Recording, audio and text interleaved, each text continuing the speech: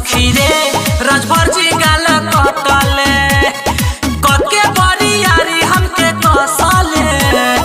कके बड़ी यारी हमके कसले सखी रे राजभर जी गाल कटले।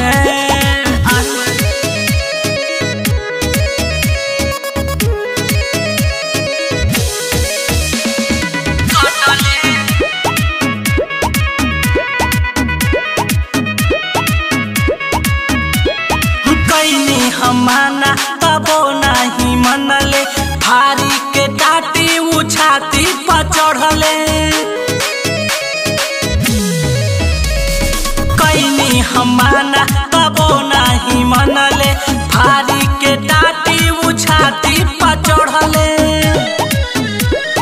धके खटिया के उर्चन उतुरले धके खटिया के उर्चन उतुरले सखी रे राजभर जी गाल कटले आ सखी रे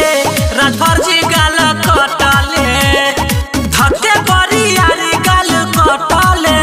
सखी रे राजभर जी गाल कटले। अरे बात सखी बहुत रात बारे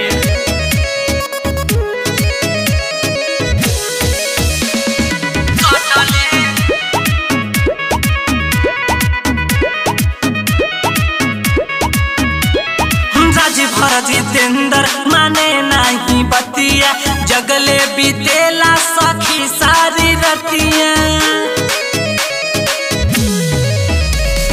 राजभर जितेंद्र माने नहीं बतिया जगले बीतेला सखी सारी रतिया बलवंत विशाल खींचे खाली टोटले बिरजे साजे खींचे खाली टोटले सखी रे राजभर जी गाल कटले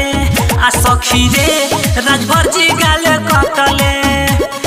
धके बड़ी यारी ओठो छटले सखी रे